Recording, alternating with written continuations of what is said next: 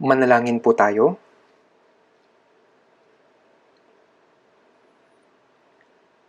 Banal at mahabagin naming Diyos Ama na sa amin ay nagmamahal, niligtas mo po kami, Panginoong Diyos, sa pamamagitan ng pagpapatawad sa aming mga kasalanan magpakailanman gamit ang mahalagang dugo ni Jesus at hindi na kami tatanggapan ng kahatulan at sumpa.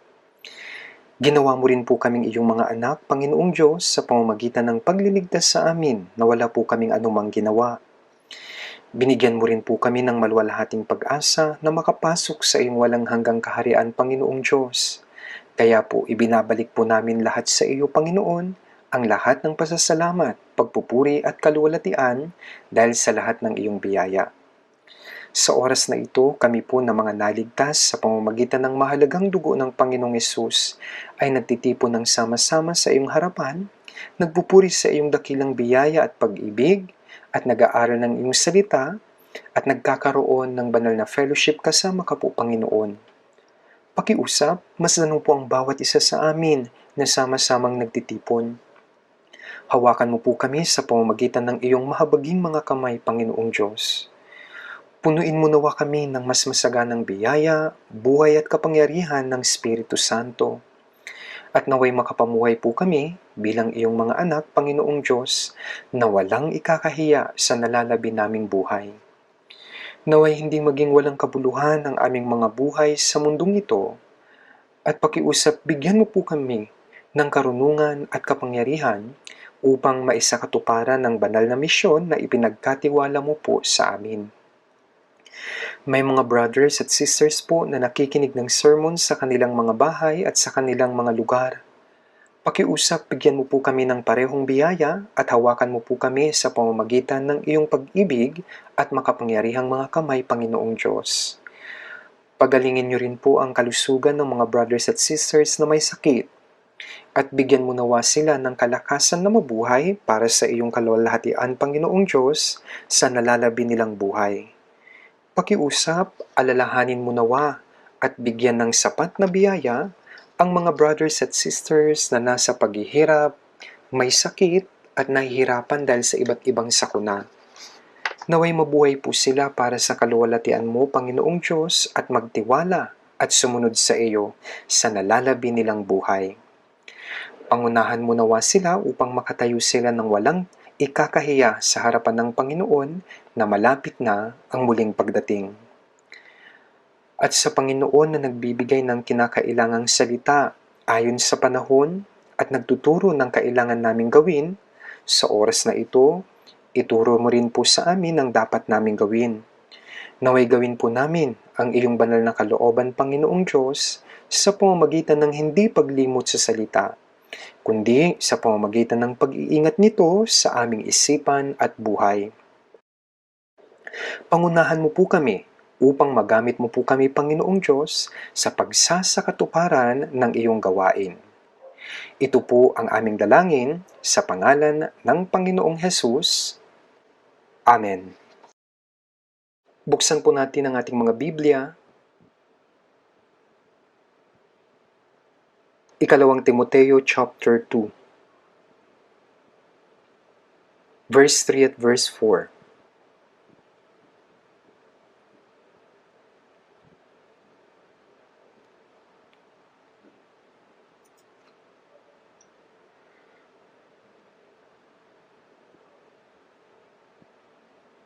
Ikalawang Timoteo chapter 2, verse 3 hanggang verse 4. Babasahin ko po mula verse 3 hanggang verse 4. Makipagtiis ka ng mga kahirapan gaya ng mabuting kawal ni Kristo Jesus. Walang kawal na naglilingkod ang nakikisangkot sa mga bagay ng buhay na ito, yamang ang kanyang mithiin ay bigyang kasiyahan ang nagtala sa kanya.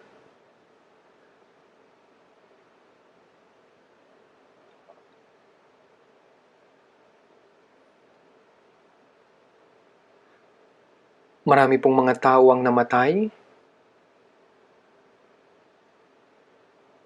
at marami rin ang nawalan ng tahanan dahil sa baha na dulot ng malakas na ulan. Kaya may labis po na paghihirap dahil sa COVID-19 at dahil sa baha dito po sa ating bansa. At lahat ng mga sakunang ito ay natural na kalamidad. Ang mga ito po ay paraan ng Diyos upang sirain ang pag-asa ng taong naglalagay ng kanyang pag-asa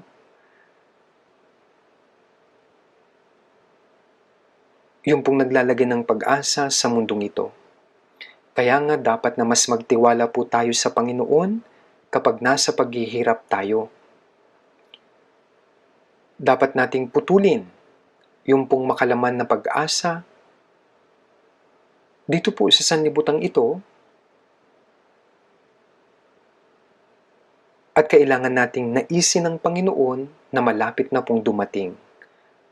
Dapat din tayong lumapit sa Diyos at sumunod sa Diyos. Dapat tayong lumakad ng maayos sa ating isipan at sa ating buhay upang tayo po ay hindi mapahiya sa ating pagtayo sa harapan ng kaluwalhatian ng Panginoon sa pamamagitan ng paggawa ng kalooban ng Diyos. Kaya ang lahat po ay nangyayari alinsunod sa kalooban ng Diyos. Magaganap na po ang summer retreat na matagal na po nating hinihintay at mangyayari na po ito sa susunod na linggo. Magkakaroon po tayo ng summer retreat sa gitna ng maraming paghihigpit at kahit pa hindi tayo makapag-evangelize gaya po ng dati, naniniwala naman po ako na maisasagawa po natin ito ng may malaking resulta at bunga kung mas magdadasal tayo at mag-i-evangelize ng may malaking sigasig at pagnanais sa ating mga isipan. Kaya nga, huwag po tayong magkaroon ng ganitong isipan. Baka isipin niyo at sabihin,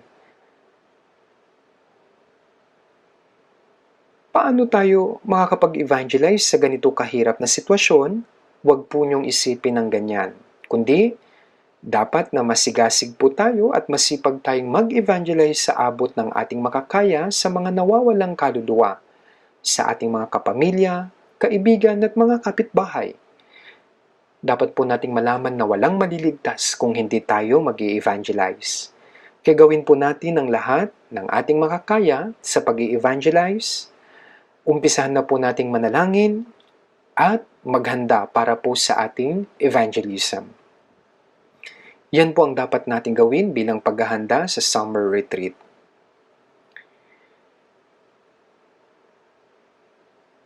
Ngayong araw po, patuloy po nating pag-aaralan ang paksa na may parehong pamagat na ang posisyon at buhay ng Kristiyanong born again. At ngayon po, gusto ko pong talakayin ang isa pang bagay, yung pong tungkol sa Kristiyano bilang mabuting kawal ni Hesukristo. Kaya hanggang ngayon pinag-aaralan po natin kung ano ang posisyon ng isang Kristiyano at marami po tayong dapat pang pag-aralan. Mahalagang alamin at huwag nating kalimutan ang ating posisyon. Alam niyo po habang nabubuhay tayo, may panlipunang posisyon ang bawat isa sa atin dito po sa ating bansa. May tungkulin tayo ayon sa posisyon, gaya po ng tungkulin bilang ama, ina, bilang kuya, bunso, magkakaibang tungkulin. Alinsunod po yan sa kanilang posisyon. At kapag nalimutan natin yung pong ating posisyon at kung hindi natin ginagawa ang dapat nating gawin, magkakaroon po talaga ng malaking problema at mawawalan po tayo ng silbi. Alam po natin na may espiritual na posisyon tayo kay Kristo na ibinigay ng Diyos sa atin sa pamamagitan ng pagliligtas sa atin. Hindi ito yung posisyon na sinasabi ng mga tao sa sanlibutan ito. Alam niyo po, hindi po ito maikukumpara sa posisyon dito po sa mundong ito. Kaya dapat po na malaman po natin na tatanggap tayo ng kaluwalhatian at karangalan, na walang pagsaway at kahihiyan sa pagtayo natin sa harapan ng Panginoon, o baka tayo naman po ay tumanggap ng pagsaway at kahihiyan ayon sa naging buhay natin. kung tayo ba ay naging karapat-dapat o hindi, kahit na buhay lang tayo ng sandaling buhay sa mundong ito. Hindi po natin dapat makalimutan, kahit isang saglit, ng ating maikling buhay sa mundo ay mayroon pong direktang kaugnayan sa walang hanggang kaluwalhatian. Ang mga tao po sa mundo ay gumagawa ng maraming plano at naghahanda na may labis na pagsisikap para po sa kanilang maiksing buhay sa mundo na alam naman nating magwawakas balang araw. At alam natin malapit na po na magwakas ang lahat. Ngunit, ang mga Kristiyano ay hindi nabubuhay para po sa kasalukuyan, kundi para sa walang hanggan at maluwalhating hinaharap na ipinangako ng Diyos dito po sa Biblia. Kaya ang buhay po natin ay iba sa buhay ng mga tao sa sanlibutan ito. Ang buhay nating mga born-again Christians ay hindi para sa kasalukuyan, kundi para sa walang hanggan, para sa hinaharap nating kaluwalhatian. At yan po ay ipinangako ng Diyos dito sa Biblia na gaya po ng alam po natin. Hindi po ba maraming talata sa Biblia ang nagsasabi ng ganito? Kung titignan nyo sa Romans chapter 8 verse 17, sabi po, kung tunay ngang nagtitiis kayong kasama niya, upang kay luwalhatiin namang kasama niya. Kaya ang buhay ng Kristiyano sa mundo ay may paggawa, maraming pagsubok at paghihirap para po sa Panginoon. At nagagalak tayo dahil sa ang mga araw na iyon ay hindi walang kabuluhan at para iyon sa walang hanggang kaluwalhatian na matatanggap natin kasama ang Panginoon. Kaya ngayong araw, nais ko pong sabihin sa inyo ang tungkol sa mabuting kawal ni Hesukristo. Nag-sermon po ako tungkol sa posisyon ng Kristiyano sa iba't ibang paraan hanggang noong last week po. Ano po ang tingin nyo tungkol dito? Alam nyo po wala po itong silbi kung malilimutan lang natin pagkatapos nating mapakinggan. Tama po ba? Kapag nag-aaral po tayo ng salita pagkatapos nating maligtas, kailangan nating alalahanin kung gaano kahalaga ang espiritual na posisyon natin at ito ang panahon ng paghahanda para sa walang hanggang mga bagay. Kailangan nating magkaroon ng masigasig na isipan upang mabuhay tayo ayon sa ating espiritual na posisyon sa nalalabi po nating buhay. Naligtas po tayo sa pamamagitan ng biyaya ng Diyos. At patuloy tayong nabubuhay sa pamamagitan din ng biyaya ng Diyos at ng kapangyarihan ng Espiritu Santo. Nagbibigay ang Diyos ng gayong karunungan at kapangyarihan sa lahat ng mga bagay, sa mga nabubuhay alinsunod sa kanyang kalooban. Pero po sa mga tinatanggihan ng kalooban ng Diyos at nabubuhay sa pamamagitan lang ng sarili nilang kalooban, hindi sila bibigyan ng Diyos ng tulong kundi mga pagdurusa lamang. Didisiplinahin sila ng Diyos hanggang sa maunawaan nila na hindi sila mabubuhay kahit isang hakbang na wala ang salita at kapangyarihan ng Diyos. Iyon ay kung tunay na po silang ligtas. Kaya mahalagang maintindihan natin ang bagay na ito. Ang mga bagay patungkol po sa posisyon natin. Kaya dito po sa 2 Timothy, dito sa chapter 2, si Pablo po ay taong lumaban noon kay Kristo. Ngunit sa pamamagitan ng biyaya at kapangyarihan ng Diyos, naligtas po siya at naging isa sa pinakadakilang apostol sa panahon ng Bagong Tipan. Isinulat po niya ang higit sa kalahati ng Bagong Tipan. Nangaral siya ng Ebanghelyo simula po nung naligtas siya hanggang sa kanyang kamatayan noong pinugutan siya ng ulo. Nabuhay siya para lamang sa kalooban at Ebanghelyo ng Diyos sa buo po niyang buhay. At isinulat po niya itong aklat ng 2 Timoteo sa loob po ng isang kulungan para po ito kay Timoteo na sinabi niyang kanyang anak sa pananampalataya at isa rin po si Timoteo na ebanghelista.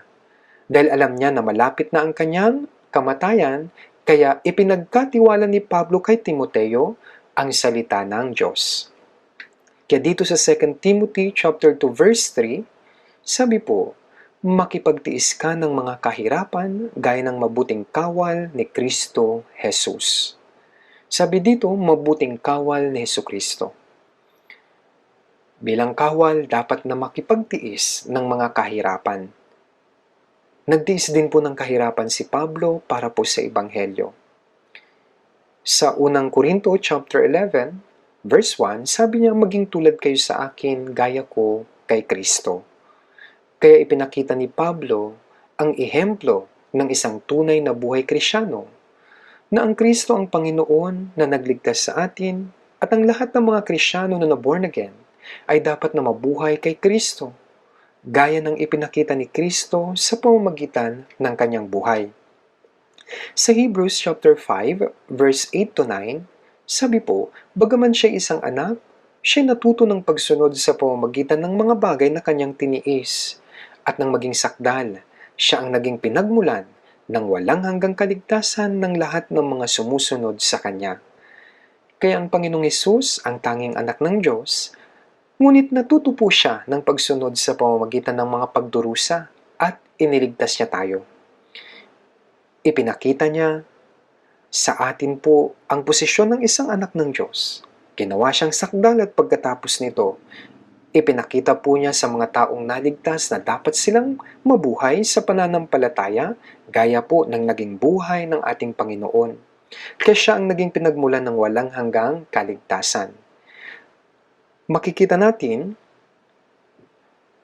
sa pamamagitan ng buhay ng Panginoong Hesus kung paano mabuhay bilang mga Kristyano.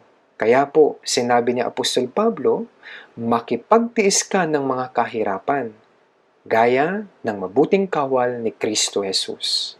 Kaya gaya ng pagtitiis ni Pablo ng kahirapan, si Timoteo din ay gumawa para sa Ebanghelyo kasama si Pablo at nagdusa ng maraming paghihirap. Dito po sa verse 4, hinimok niya si Timoteo na patuloy itong gawin. Sabi niya, walang kawal na naglilingkod ang nakikisangkot sa mga bagay ng buhay na ito. Yamang ang kanyang mithiin ay bigyang kasiyahan ng nagdala sa kanya. Alam po natin kung ano ang kawal. Tayo po ay ang mga kawal. May ilang nagsasabi na mga pastor lamang daw ang kawal. Mali po. Sabi nila, karaniwang Kristyano lang tayo, ngunit mali ang kaisipan nila. Sa nakaraang sermon po, sinabi ko po sa inyo na tayo ay mga lingkod ni Kristo.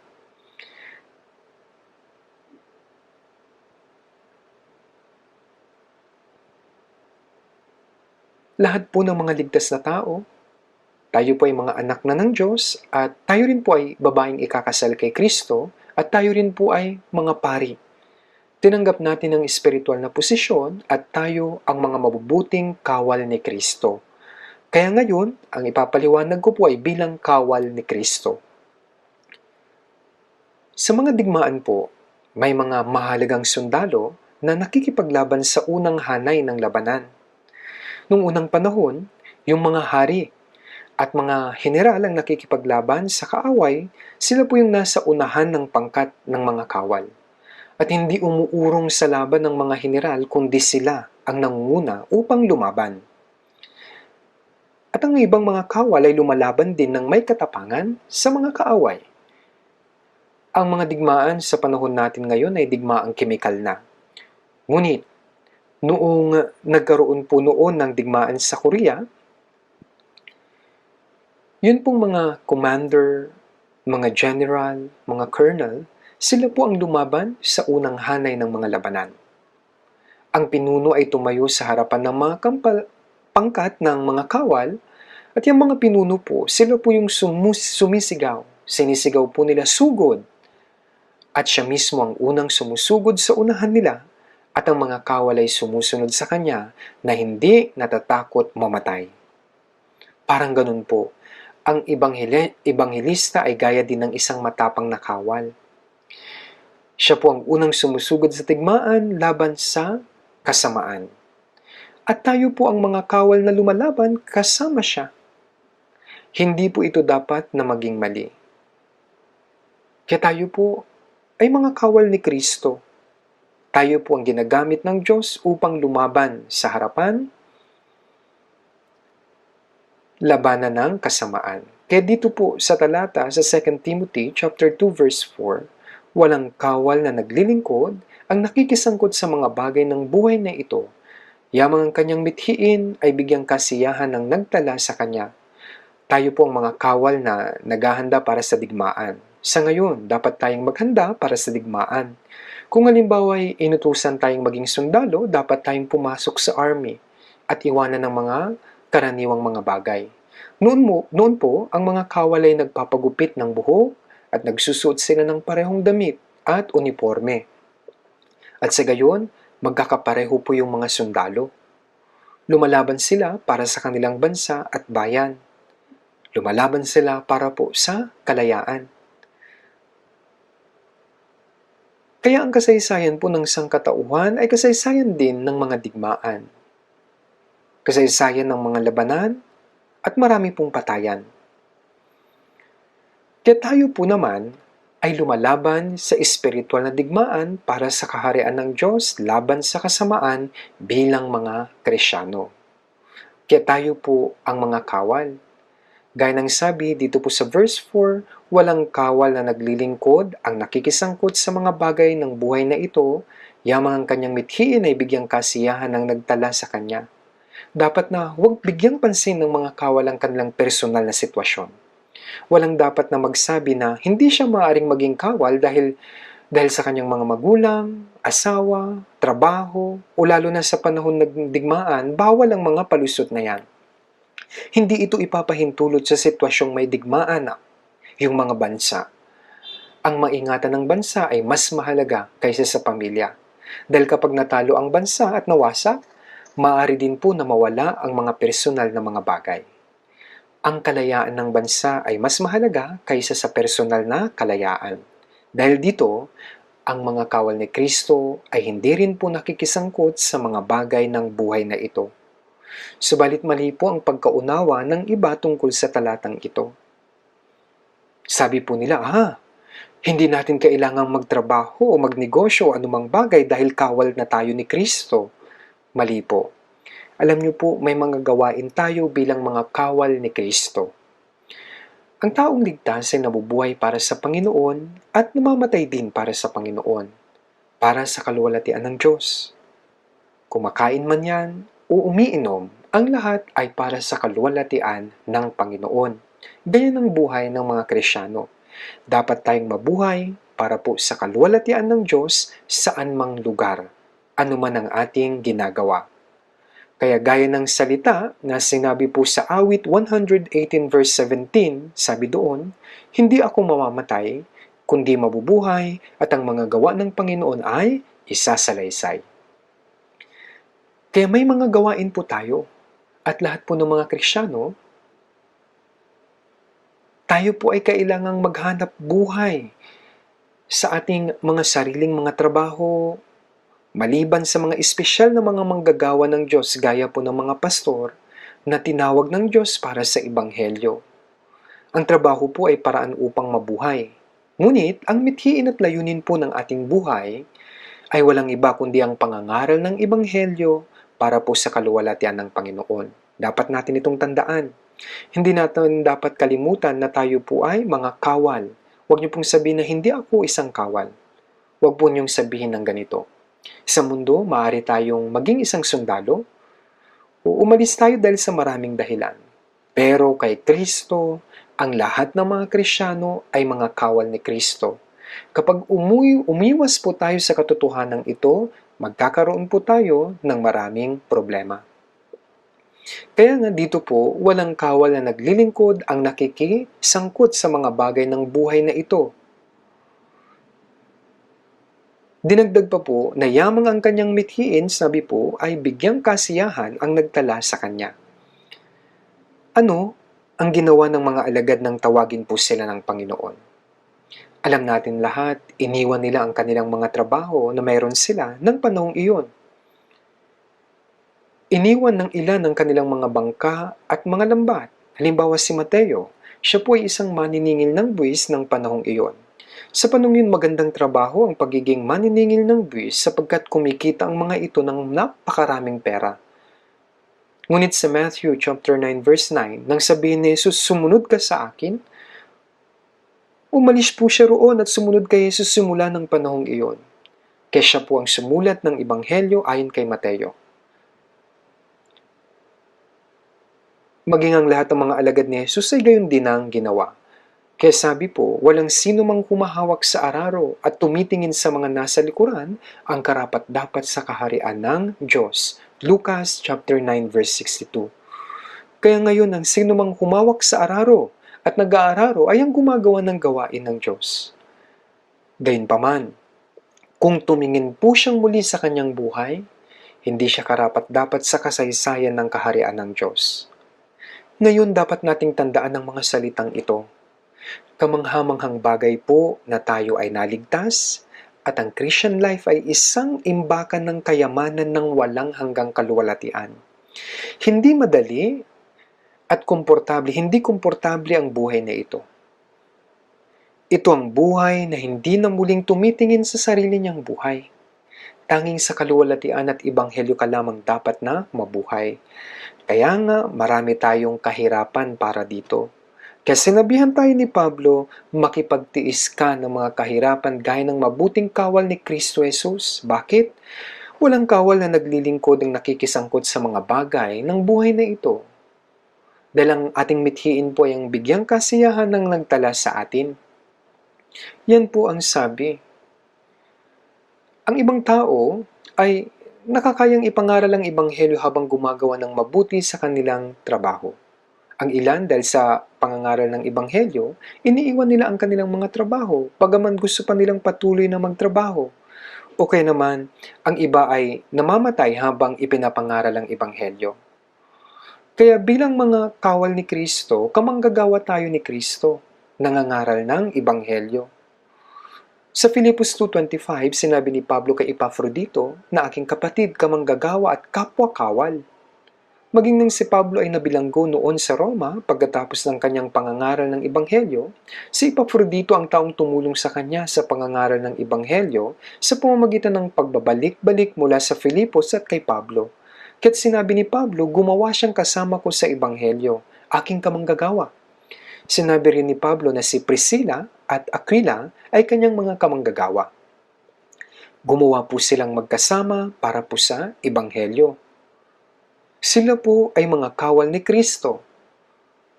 At kung titignan natin sa Philemon chapter 1 verse 2, tinawag si Arquipo bilang kapwa naming kawal. Si Arquipo po ay isa ring kapatid. Tinutukoy ni Pablo ang mga kasama niyang nakipagkaisa at nagsikap ng magkakasama para sa Ebanghelyo bilang sila po ay tinawag niyang kawal ni Kristo. Hindi lamang ito tungkol sa partikular na tao. Kaya po hindi natin dapat kalimutan na tayong lahat ang mga mabuting kawal ni Kristo. Tayo ay mga kamanggagawa at mga mabuting kawal ni Kristo. Sa unang Timoteo chapter 1 verse 18, sinabi ni Apostol Pablo, upang sa pamamagitan nito ay makipaglaban ka ng mabuting pakikipaglaban. Ngayon po, ang sundalo ay isang taong nasa digmaan. Ito ay isang taong nakikipaglaban. At sa 1 Timothy chapter 6 verse 12, sabi doon, makipaglaban ka sa mabuting pakikipaglaban ng pananampalataya. Panghawakan mo ang buhay na walang hanggan. Kung titignan nyo ang mga salitang iyon, sabi, makipaglaban ka ng mabuting pakikipaglaban ng pananampalataya at panghawakan mo ang buhay na walang hanggan. Kinatanggap na natin ang buhay na walang hanggan, ano ang kukunin natin? Hindi ibig sabihin na tatanggapin muli natin ang buhay na walang hanggan, kundi dapat nating panghawakan ng buhay na walang hanggan na ating natanggap at tiyakin ang buhay na walang hanggan ng mas tiyak pa at mas ganap pa. Naisapakita sa atin ng Diyos ang maluwalhating buhay ng kaligtasan. Bagaman hindi kayang kunin ng dyablo ang ating kaligtasan, sinusubukan po niyang wasakin ng ating Christian life. Ibig sabihin, hindi hinahayaan ng dyablo na mabuhay ng karapat-dapat ang mga may buhay na walang hanggan. Ito ang buhay ng pananampalataya na ang mga naligtas na Kristiyano ay panghawakan ng buhay na walang hanggan. Gawin itong mas maningning at mas malago, mas bago. Kaya't sabi niya makipaglaban ka ng mabuting pakikipaglaban ng pananampalataya, panghawakan mo ang buhay na walang hanggan. At sa 2 Timothy chapter 4 verse 7, sinabi ito ni Pablo bago ang kanyang kamatayan sa Roma, na nakapaglaban ako ng mabuting pakikipaglaban, natapos ko na ang aking takbuhin, iningatan ko ang pananampalataya. Sabi niya, kaya't mula ngayon ay nakalaan na sa akin ang putong ng kaluwalhatian. Kaya sinabi rin po ng Panginoong Hesus sa krus, natupad na. Anong ibig sabihin nito? Na isakatuparan ng Panginoong Hesus ang lahat ng gawain ng pagliligtas sa atin sa pamamagitan ng kahihiyan at pagdurusa sa krus. At ngayon, dapat tayong makipaglaban hanggang sa kamatayan para sa gawain ng pangangaral ng Ebanghelyo. Kaya upang makipaglaban at manalo sa digmaan, dapat mong siguraduhin kung anong mga kaaway ang una mong kakalabanin. Ngayon, paano ako makakalaban kung hindi ko alam kung anong uri ng kaaway ang kakalabanin ko? Ano nga ba ang unang kaaway na dapat nating kalabanin? Kagulat-gulat po, kundi walang iba kundi ang ating sarili. Sa unang Pedro chapter 2 verse 11, sabi po, na kayo'y umiwas sa mga pagnanasa ng laman na nakikipaglaban sa kaluluwa. Hindi ang katawan ng iba, kundi ang iyong sariling katawan. Sapagkat ang dyablo po, siya po ay kumikilos sa laman ng mga nagkakasala. Sa laman. Kaya kung titignan natin sa Efeso chapter 2, verse 1 hanggang 3, sabi doon, kayo nooy mga patay sa inyong mga pagsalangsang at mga kasalanan na dati ninyong nilakaran. Sabi mo po, ayon sa lakad ng sanlibutan ito, ayon sa pinuno ng kapangyarihan ng himpapawid, ng Espiritu na ngayon ay gumagawa sa mga anak ng pagsuway. Kaya bago maligtas, saan kumikilos si Satanas? Kumikilos po siya sa katawan ng tao. Tayo noon ay nabuhay ayon sa dyablo, ayon sa pinuno ng kapangyarihan ng himpapawid. At ginawa lamang natin noon kung ano ang nais ng ating laman at isip. Ano ba ang nais ng laman at isip? Kasalanan po. Sinabi sa Biblia na ang pagnanasa ng laman ay naging kalaban ng Diyos. Kaya nga, sila ay mga likas na anak ng kapuutan at mga taong mawawasak ayon sa nais ng kanilang laman at puso. Ang dyablo po ay kumikilos sa katawan ng taong nahulog. Ngunit matapos po nating maligtas, binabago tayo ng Espiritu Santo araw-araw hanggang ang dating pagkatao po ay ganap na mabago.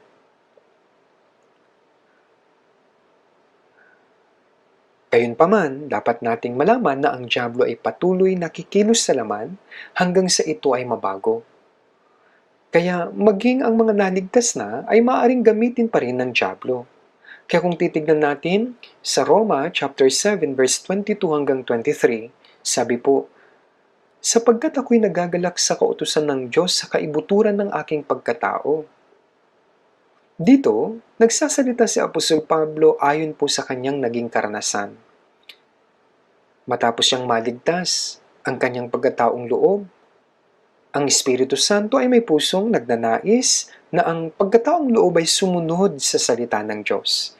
Ang ating pagkataong loob ay nasisiyahan sa kautusan ng Diyos. Ngunit, dito sa Roma 7:23, sabi niya, subalit nakikita ko ang kakaibang kautusan sa aking mga bahagi na nakikipagbaka laban sa kautusan ng aking pag-iisip at ako'y binibiyag sa ilalim ng kautusan ng kasalanan na nasa bahagi ng aking katawan.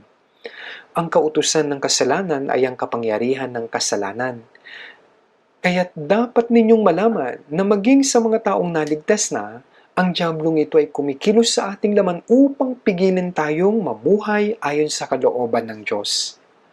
Kaya nga po kung titignan natin sa Galatia 5:17, sabi po, sapagkat ang laman ay nagnanasa laban sa Espiritu, at ang Espiritu ay laban sa laman. Sapagkat ang mga ito ay laban sa isa't isa upang hindi nyo magawa ang mga bagay na nais ninyong gawin. Kaya maging sa mga naligtas na ay may pagnanasa pa rin po ng laman. Ang Espiritu Santo ay nasa isang bahagi, kaya't laban sila sa isa't isa. Ang pagnanasa ng laman ang pumipigil sa atin na gawin ang nais nating gawin ayon sa kalooban ng Diyos, may paglalaban. Kaya sabi po ni Pablo sa unang Korinto 9:27, sabi niya, sinusupil ko ang aking katawan at ginagawa itong alipin upang pagkatapos na makapangaral ako sa iba, ako mismo ay hindi itakwil. Kaya maging sa puso ng dakilang apostol na ito, ang kanyang laman ay humahadlang din po. Kaya nga sinusupil ko ang katawan ko at ginagawa itong alipin sa kalooban ng Panginoon. Kailangang sumunod. Sinasabi ng iba na matatapos na ito kapag namatay na sila ng tuluyan. Kaya hindi dapat natin sabihin na wala itong silbi. Ang pakikipaglaban sa sariling laman ay patuloy po. Kaya nga una, ang ating labanan ay ang ating sarili. Ang laman ay nagnanasa laban sa espiritu. Sa English Bible po sabi po against. Ibig sabihin kalaban. Labanan ang kalaban. Sa ating katawan mayroong white blood cells po at mayroon pong red blood cells. Kapag pumasok po yung germs, naglalaban sila sa loob. Kapag natalo sila, nagkakasakit tayo at maaaring mamatay ang tao. Parang ganun po. Sa Roma chapter 8 verse 7, sabi po, sapagkat ang kaisipan ng laman ay pagkapuot laban sa Diyos, sapagkat hindi ito napapasakop sa kautusan ng Diyos, ni hindi nga maaari. Sabi, ang kaisipan ng laman ay pagkapuot laban sa Diyos. Naligtas na ako, ngunit mayroon pa akong kaisipan ng kasalanan at ito'y pagkapuot laban sa Diyos. Laban po sa Diyos. Ibig sabihin ng kalaban, ito ay laban sa Diyos. Ito yung pagnanasa ng laman.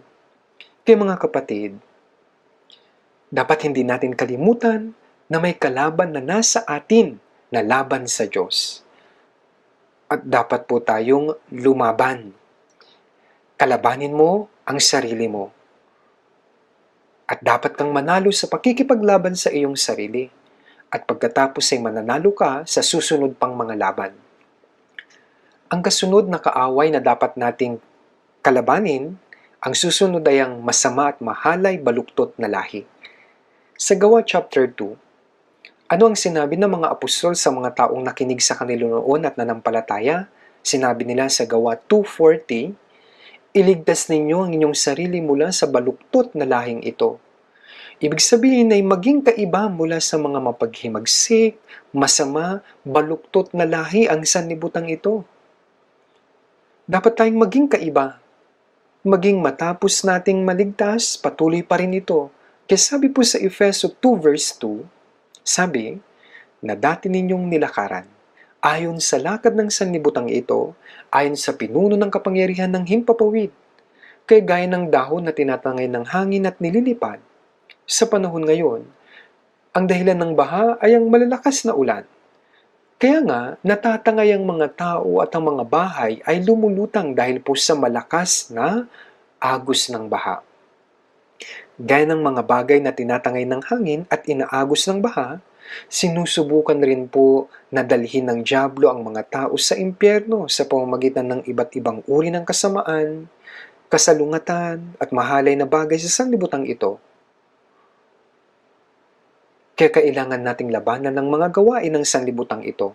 Sa unang 1 chapter 2, verse 15 at 16, huwag ninyong ibigin ng sanlibutan, ni ang mga bagay na nasa sanlibutan. Ang pag-ibig ng Ama ay wala sa sino mang umiibig sa sanlibutan. Sapagang lahat ng nasa sanlibutan, ang masamang pagnanasa ng lama, ang pagnanasa ng mata at ang pagmamataas sa buhay ay hindi mula sa Ama, kundi sa sanlibutan. Ang sanlibutan o ang mga bagay sa sanlibutan ay maroon ng lahat ng uri ng kasamaan. Ang sanlibutan ito ay puno ng kasamaan. Sa John 12, sinabi ng Panginoong Hesus na ang hari ng sanlibutan ito ay ang dyablo. Pinag-aarian ng dyablo ang sanlibutan ito sa pamamagitan ng kasinungalingan at lahat ng uri ng kasalanan. Hindi ko po alam kung gaano karami ang mga sundalong demonyo. Kaya nga, dapat din nating labanan ng lahat ng kasamaan sa sanlibutan. Ito po yung pakikipaglaban sa sanlibutan. Kaya nga, kung titignan natin sa Genesis chapter 3, verse 4 to 6, napatumba ng dyablo sina Adan at Eva sa halamanan ng Eden. Natukso silang kainin ng bunga ng punong kahoy, ng pagkakilala ng mabuti at masama sa halip na ang bunga ng punong kahoy ng buhay. Sinabi ng Satanas na Kung kakainin mo ito, hindi ka mamamatay at magiging matalino ka, na gaya ng Diyos. Hindi ito alam ni Eva noon. Ngunit, nang marinig niya ito mula sa dyablo, kung magpapakita ang dyablo bilang isang dyablo, makikinig po ba siya? Napakatuso po talaga ng dyablo. Sa mga panahong ito, hindi pa gaanong nakakawadiri ang itsura ng mga ahas nung unang panahon at yung pong ahas ngayon. Kaya't nang makita ng babae, sabi po na ang bunga ng punong kahoy ay mabuting kainin, nakakalugod sa paningin na dapat nasain upang maging matalino. Sabi po, kainin mo, hindi ka mamamatay. Isang kasinungalingan ng kamatayan. Hindi lamang na hindi ka mamamatay, kundi magiging gaya ka rin ng Diyos, sabi pa po. Kaya nainggit sa inyo ang Diyos at pinipigilan kayong kainin ito. Parang ganun po ang sinabi. Upang hindi magtiwala sa salita ng Diyos, hamakin ang pag-ibig ng Diyos at upang maging gaya ng Diyos. Nilikha siya sa wangis ng Diyos. Kung sumunod siya at pinagpakumbaba ang kanyang sarili, itataas siya ng Diyos. Binigyan lamang siya ng Satanas ng mapagmataas na puso. Kainin mo, bigyan mo ang asawa mo. Tuluyan na siyang nahulog sa patibong ni Satanas. Ang diablong iyon ay pareho pa rin po hanggang ngayon. Ginagamit ni Satanas ang lahat ng uri ng bagay, ang pagnanasa ng laman, pagnanasa ng mata, pagmamataas ng buhay, upang tayo ay mag-focus sa mga bagay na mabuting kainin at gagawin silang matalino kapag kanilang kinain. Kaya nga may digmaang laban sa diablo na siyang may kapangyarihan sa sanlibutan ito. Sa unang 1, chapter 5, verse 4 to 5, sabi po, sapagkat ang sino mang ipinanganak ng Diyos ay dumadaig sa sanlibutan at ito ang tagumpay na dumadaig sa sanlibutan, ang ating pananampalataya. Sino ang dumadaig sa sanlibutan? Kundi ang sumasampalatayang si Jesus ang anak ng Diyos. Kasi lang mga ipinanganak sa Diyos at ang mga ipinanganak ng muli ay dapat nalabanan at mapagtagumpayan ng sanlibutang ito. Labanan ng diablo o yun ang dapat. Dapat nating labanan ng lahat ng kasinungalingan at pandaraya sa sanlibutang ito. Kaya sa 2 Corinthians 5 verse 7, sapagkat kami ay lumalakad sa pamamagitan ng pananampalataya, hindi sa pamamagitan ng paningin. Alam niyo po, ginagamit ng diablo ang lahat ng mga bagay na nakikita. Pisikal na bagay, makasanlibutan, ito ang mga kasangkapan upang magkasala ang tao na gawin ang kanyang pagnanasa. Sa 2 Corinthians 4 verse 18, sabi, sapagkat hindi kami tumitingin sa mga bagay na nakikita, kundi sa mga bagay na hindi nakikita, sapagkat ang mga bagay na nakikita ay may katapusan, subalit ang mga bagay na hindi nakikita ay walang hanggan. Kaya ang mga bagay na nakikita, mabuting kainin, kanais-nais, ay mawawala rin po yan sa sandaling panahon. Ito lang po ay pain ng diablo. At kapag nahuli kayo nito, mahihila kayo sa impyerno. Halos mahihila na po tayo sa impyerno noon, ngunit iniligtas tayo ng Diyos. Ngunit hindi pa tayo ganap na nakakatakas mula sa kanyang kapangyarihan. Bagaman hindi niya makukuha ang ating kaligtasan, dapat po nating malaman na maaaring wasakin ng diablo ang ating Christian life. Bakit? Patuloy niyang winawasak ang ating laman sa pamamagitan ng makasanlibutang mga bagay. Nang sa gayon ay hindi tayo makagawa para sa mga bagay para sa Diyos. Ito po yung mga bagay na hindi nakikita. Ang pananampalataya na sumunod sa pangako ng Diyos at tignan ng biyaya at ang maluwalhating pag-asa, hinahadlangan niya tayo dito. Mula roon ay nagpapatuloy tayong lumakad. At ang ating target na dapat nating kalabanin, ang ating pinakamakinding kaaway, syempre, ang diablo, si Satanas. Sa Efeso chapter 6 verse 12, sabi po, sapagkat ang ating pakikipaglaban ay hindi laban sa laman at sa dugo, kundi laban sa mga pinuno, laban sa mga may kapangyarihan, laban sa mga kapangyarihang di nakikita na naghahari sa sanlibutan sa kadilimang ito, laban sa hukbong espiritual ng kasamaan sa kalangitan. Ang ating laban ay hindi labanan ng tao, hindi labanan ng dugo. Ito ang ibig po nitong sabihin. Ito ay laban sa mga espiritu ng kasamaan sa himpapawid. Ang mga pinuno ng mundo ng kadiliman, ang lahat ng mga pwersa ng tao na pagmamayari ng dyablo na namumuno sa sanlibutan ito, at ang mga masasamang espiritu sa himpapawid. Kaya ang dyablo po, siya po ang isa sa pinaka-kaaway natin. Kaya nga ang ating pinakamatinding kalaban ay si Satanas. Sa Isaiah 14, verse 12, maging sa verse 15, si Satanas po na ito, siya po ay nanggaling sa pagiging anghel na espesyal na nilikha ng Diyos. Ang anghel na tinawag na tala sa umaga, si Lucifer. Isang anghel na lumagpak sa lupa nung nagnais siyang maging gaya ng Diyos at itinapon siya papalayo sa Diyos. Alam niyo po ba ito? Nakasulat ito sa maraming pahina sa Biblia. At hindi lamang si Lucifer, kundi maging ang katlong bahagi ng anghel ay pagmamay-ari na ni Lucifer. At sinabi sa Biblia, ng ikatlong bahagi ng mga anghel na ito ay mga sugo ng dyablo. Kaya nga sa Matthew 25 verse 41, sabi, lumayo kayo sa akin, kayong mga sinumpa. Doon kayo sa apoy na walang hanggan na inihanda sa dyablo at sa kanyang mga anghel. Kaya inihanda ng Diyos ang impyerno para sa anghel na bumagsak ang dyablo at ang kanyang mga anghel na ipinatapon. Kaya po, maring magtaka kayo kung bakit hindi kaagad itinapon ng Diyos ang dyablo sa impyerno matapos siyang bumagsak, kundi pinakawalan pa niya ang dyablo upang gawing magulo, maingay ang mundo at pahirapan ng mga tao. Ngunit dapat nating malaman na kasama rin iyon sa plano ng Diyos. Bakit?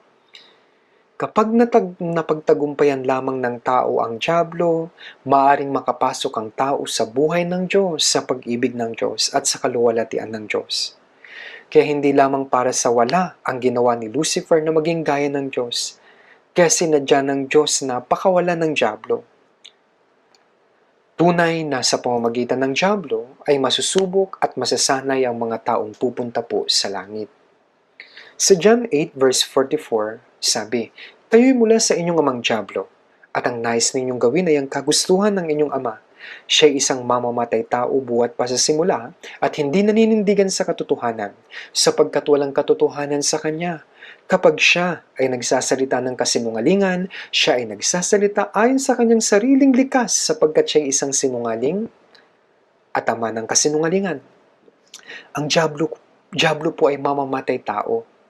Pinatay ng dyablo ang kaluluwa ni Adan at ni Eva at naging dahilan upang paalisin sila. Si Abel ay ipinanganak sa labas ng halamanan ng Eden. Sa pananampalataya, nag-alay ng handog na kordero sa Diyos at tinanggap ng Diyos ang alay. Inaring ganap at iniligtas siya. Ngunit ang kanyang kapatid na si Cain ay nainggit at pinatay ang kanyang kapatid. Kaya sa 1 John chapter 3, sabi doon na hindi gaya ni Cain na siya'y isang masama at pinaslang ang kanyang kapatid. Sino po ang masama? Alam niyo po, kumilos ang dyablo kay Cain at hinayaan siyang patayin ng kanyang kapatid. Kaya ang dyablo ay isang mamamatay tao buhat pa po ng pasimula. At hindi naninindigan sa katotohanan, sapagkat walang katotohanan sa kanya. Sabi po, kapag siya ay nagsasalita ng kasinungalingan, siya ay nagsasalita ayon sa kanyang sariling likas, sapagkat siya ay isang sinungaling at ama ng kasinungalingan. Siya ay sinungaling laban sa katotohanan ng Diyos. At ngayon po nakikipaglaban tayo sa diablong ito. Sa Revelation chapter 12 verse 9, sabi po, itinapon ng malaking dragon, ang matandang ahas, ang tinatawag na diablo at Satanas, ang mandaraya sa buong sanlibutan. Ang matandang ahas sa halamanan ng Eden, ang diablo at ang Satanas, dinadaya niya at sinisira ang mga tao ng sanlibutan. Inilalayo niya sila sa Diyos at pinipigilan silang sumampalataya sa katotohanan. Kaya nga, nakikipaglaban tayo sa puwersa ni Satanas. Opo, dapat tayong lumaban. Ang kasaysayan ay ang digmaan sa pagitan ng Diyos at ni Satanas. Lahat ng tao sa mundong ito ay isa sa dalawang ito. Pwedeng nakatayo sa panig ng Diyos at lumalaban kay Satanas, o nakatayo sa panig ni Satanas at sumasalungat sa Diyos. Dalawa lang po yan. Ngunit bago tayo naligtas, nasa panig din po tayo ni Satanas. Namuhay tayo noon na salungat sa Diyos. Noong tayo ay naligtas, ay agad tayong naging kabilang sa mga dapat nakatayo sa panig ng Diyos at lumalaban kay Satanas. Kaya ang buhay pananampalataya ay isa pong digmaan. Digmaan, laban po kanino? Pakikipaglaban sa dyablo. Ang dyablo, ang ikalawang makapangyarihan, kasunod ng Diyos, kaya hindi natin siya malalabanan kung wala po ang kapangyarihan ng Diyos. Kaya kung titignan nyo sa 1 Peter chapter 5, verse 8 to 9, sabi, magpakatino kayo, magbantay kayo. Ang dyablo na inyong kaaway ay tulad ng iyong gumagala at umuungal na humahanap ng kanyang malalapa. Siya'y labanan ninyo, maging matatag sa inyong pananampalataya. Kaya ang dyablo na inyong kaaway ay tulad ng iyong gumagala at umuungal. Humahanap po siya ng kanyang malalapa. Ang sino mang nilapan ng demonyo ay kaagad na nahuhulog sa impyerno. Alam niyo po ba ito? At sinusubukan ng dyablo na lapain maging ang mga ligtas na. Kaya kailangan nating manindigan ng matibay sa pananampalataya, manindigan ng matibay sa salita at labanan siya. Sa Santiago 4:7, labanan niyo ang dyablo at siya ay lalayo sa inyo. Kaya dapat tayong lumaban sa dyablo. Ang Diyos po ay makakasama natin at ang dyablo ay tatakbo palayo. Ang dyablo na nagpahiwalay kina Adan at Eva mula sa Diyos at nagpaniwala sa kanila ng mga kasinungalingan kaysa sa salita ng Diyos sa halamanan ng Eden, ay kumikilos magpahanggang ngayon. Sa panahon po ng Lumang Tipan, gumawa po ang dyablo sa pamamagitan ng mga bulaang propeta at umusig, sumalungat at pumatay sa mga itinalagang propeta ng Diyos. Nakikita natin ang kasaysayan ng mga Israelita na sumuway sa salita ng Diyos. Nagsilbi rin po sila sa mga Diyos-Diyosan, sumamba sa mga Diyos-Diyosan at nakipaglaban sila sa Diyos. Ang dyablo po ang nasa likod nito. Paano ito nagawa ng piniling sambayanan ng Diyos? Lahat ng ito po ay kagagawan ng dyablo. Gaya nito, kapag naging kampante tayo at sumusunod sa kaisipan ng laman, mahuhuli tayo ng dyablo at tatangayin niya tayo. Tandaan niyo po ito. Ang mga ligtas na tao ay dapat na ngayong makipaglaban sa dyablo bilang kawal ni Kristo. Ngunit sa kasamaang palad, maraming mga Kristyano ang natalo ng dyablo at naging mga mahihina at talunan na kawal. Hindi dapat maging ganito ang mga Kristyano. Isinugo ng Diyos ang huling propeta noon na si Juan Tagabautismo upang magpatutuo tungkol sa Kristo. Ngunit hindi siya tinanggap ng mga Israelita. At si Haring Herodes na pinuno ng Jerusalem ay pinugutan ng ulo si Juan na Tagabautismo. Ang mga relihiyosong pinuno ng Israel ay tutol kay Kristo at kalaunan ay ipinako siya hanggang sa namatay. Ngunit ang Panginoong Hesus ay muling nabuhay. Kahit paalam ito ng mga relihiyosong pinuno, hindi pa rin po nila ito pinaniwalaan. Kaya kumilos po sila laban sa katotohanan at sa pamamagitan ng maraming kasinungalingan, tinakot nila, binugbog, ikinulong at pinatay ang mga apostol na nangaral ng Ebanghelyo at patuloy po nilang inusig ang iglesia. Kaya tignan niyo po kung paano kumilos ang dyablo. At maging hanggang ngayon, ang dyablo po ay kumikilos. Si Satanas, siya po ay parang aninong nakabuntot kung saan ginaganap ang gawain ng Diyos. Siya po ay naroon din patuloy na humahadlang sa gawain ng Ebanghelyo at pinipigilan ng mga kaluluwa ng mga tao na maligtas. Kaya kung saan may gawain ng Diyos, kasalungat nito, nariyan po ang gawain ni Satanas. Ganyan po lagi ang pagsalungat niya laban sa katotohanan. Kaya sa Gawa 13 verse 8, nung si Apostol Pablo ay nangaral sa isang prokonsol, si Elimas na salamangkero ay pinagsikapang ilayo sa pananampalataya ang prokonsol. Kasi sinabi ni Apostol Pablo, sinabi po niya, ikaw na anak ng dyablo at kaaway ng lahat ng katwiran. Kaya noong sinaway siya ni Pablo, ito pong si Elimas ay nabulag. Siya po ay isang bulaang propeta.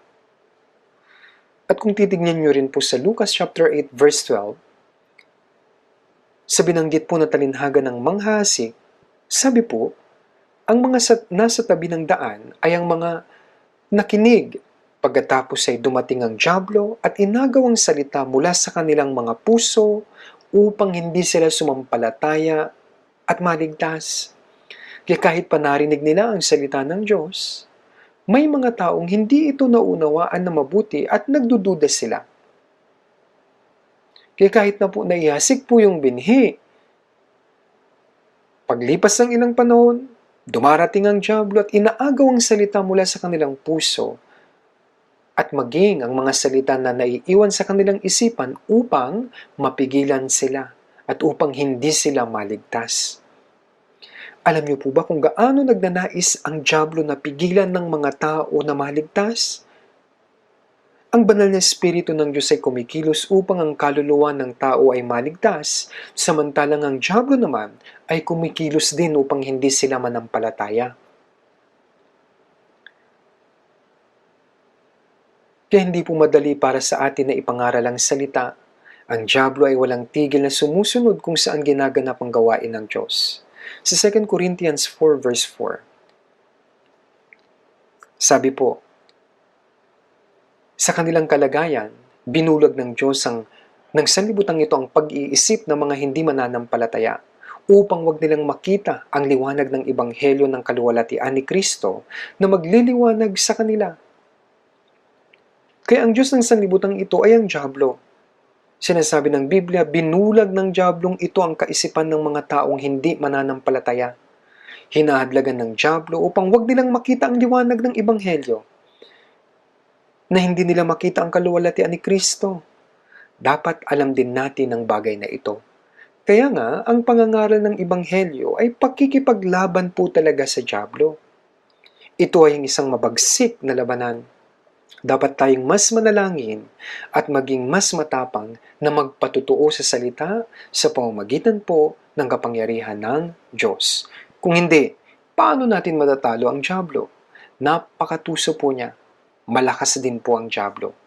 Kaya si Satanas ay gumagawa sa mga Diyos-Diyosan at hinahayaan niya ang taong paglingkuran ng mga ito at gumagawa ng mga peking relihiyon at hinahadlangan silang manampalataya sa katotohanan. At maging sa Kristyanismo, tinuturo niya ang Biblia sa ibang pakahulugan. Gumagawa ng maling doktrina at nangangaral ng ibang ebanghelyo. Kaya hindi natin alam kung ilang tao ang naniniwala ng taliwas sa katotohanan. Naniniwala sa kasinungalingan, nadadaya sila ng dyablo at dinadala sa kapahamakan bagaman sinasabi nilang Kristiyano na sila. Nangyayari ito sa Kristyanismo. Ganito ang nararamdaman natin kapag nag-i-evangelize tayo. Gaya ng sabi ng Panginoong Hesus, hindi lahat ng nagsasabi sa akin, Panginoon, Panginoon ay papasok sa kaharian ng langit. Marami pong tao nagsasabi, Panginoon, Panginoon, sumasampalataya raw sila, ngunit wala silang kinalaman sa Diyos. Hindi sila kilala. Walang katotohanan o buhay sa mga ito. Ang dyablo ay gumagawa ng maraming mga peking relihiyon. Sa 2 Corinthians 11 verse 4, sapagkat kung may dumating na nangaral ng ibang Jesus na hindi namin ipinangaral, o kung kayo tumanggap ng ibang espiritu na hindi nyo tinanggap noon, o ibang ebanghelyo na hindi ninyo tinanggap, kayo ay kaagad na napapasakop doon. Kaya ibang Jesus na hindi ipinangaral ng mga apostol. Ano itong ibang Jesus? Sinasabi natin, sige na, sumampalataya kayo kay Jesus. Ngunit, sinasabi naman ng dyablo, okay, sumampalataya kayo pero sa peke. Maganda rin naman yung peke. May mga peke na parang tunay, subalit peke pa rin po yan. Naniniwala sila ngunit hindi sa katotohanan. Naniniwala sila sa peking Jesus. Peking Jesus na hindi makapagliligtas. Ilang tao ang naniniwala na tinanggap na raw nila ang banal na espiritu kahit pa tinanggap nila yung demonyo. Alam niyo po, nung ako po ay nangaral sa Mokpo, may isang pastor mula sa ibang church ang dumalo sa Bible seminar at nakinig sa salita. Pagkatapos napakasaya niya at inimbitahan po niya ako sa church nila. Inimbitahan niya ako mag-Bible seminar kaya pumunta po ako. Alam niyo po, lahat ng miyembro ng church na iyon ay nakatanggap ng demonyo. Nagsasalita sila ng iba't ibang wika, nagpupropesiya, nagbigay ng mga kahulugan, hindi sila normal. Maunawaan kaya nila ang ebanghelyo? Pagkatapos ko pong mangaral ng 3 araw, sabi ko po sa pastor, Pastor, Hindi ko na itutuloy ang pangangaral sa kanila. Tinanong ko siya, sa tingin mo ba natanggap ng taong ito ang banal na espiritu? Sumagot siya, sa tingin ko oo. Ngunit sabi ko po, ang demonyo po ang tinanggap nila. Tinanong ko siya, ang mga tao bang nakatanggap ng banal na espiritu, proud o hindi? Sumagot siya, proud na proud sila. At tinanong ko pa siya, mahal ba nila ang sanlibutan? Sumagot siya, mahal nila ang sanlibutan. Yan, sabi ko, hindi mo ba nakikita yan ang ebidensya na ang Satanas ang kumikilos sa kanya? Sa kanilang lahat. Kaya sinaway ko po siya.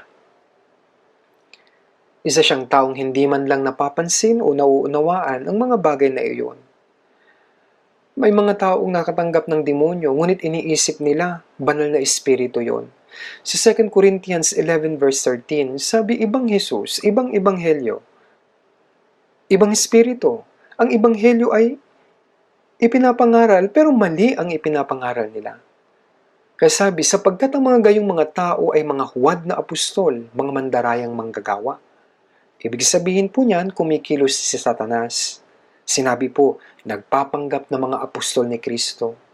Mga huwad na apostol, mandarayang manggagawa. Ang apostol ay apostol, ngunit ang mga huwad na apostol ay mga mandaraya, manggagawa ni Satanas.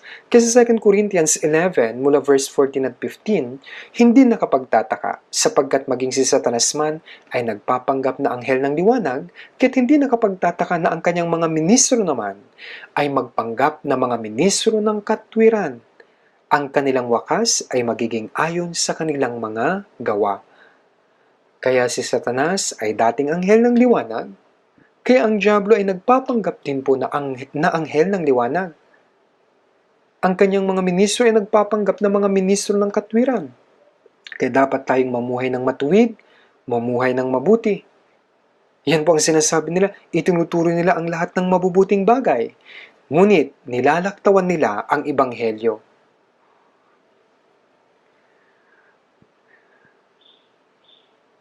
Kaya may mga demonyo na tinuturuan ng mga tao na magkasala. Ngunit ang iba ay nagtuturo sa mga tao na mamuhay ng mabuti. Gaano man kabuti silang mamuhay, kung sinusunod nila ang ibang ebanghelyo, wala rin po yun. Mapapahamak din po sila.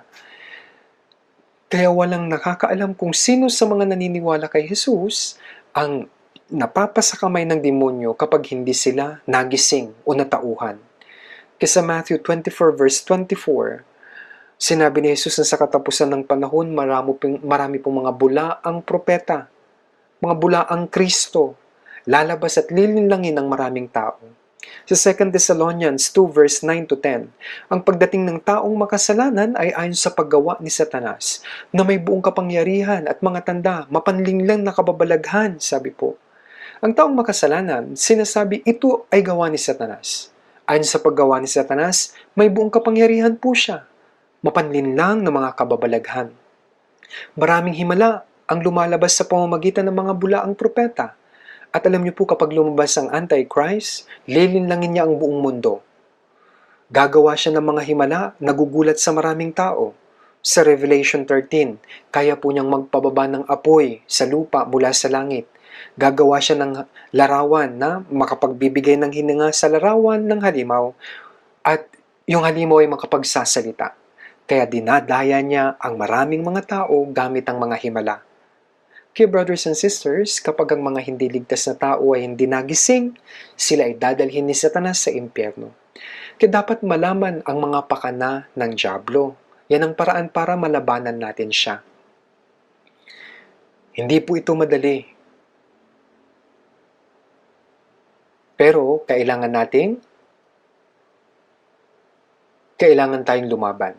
Sa 2 Corinthians 2:11, at ito ay aming ginagawa upang huwag kaming malamangan ni Satanas, sapagkat kami ay hindi mangmang tungkol sa kanyang mga balak.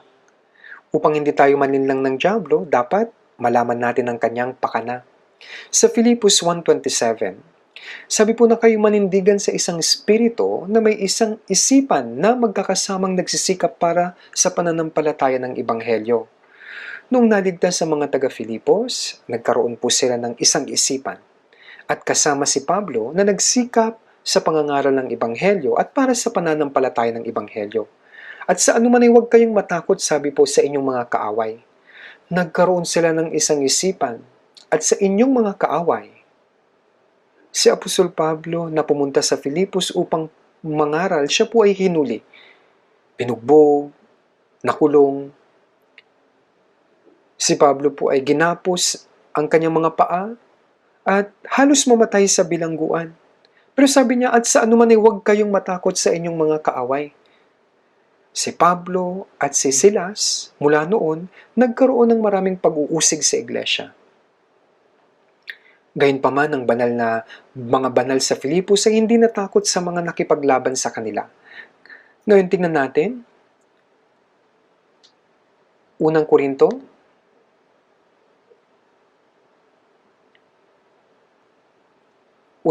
chapter 16, verse 9. Verse 9. 1 Corinthians chapter 16, verse 9.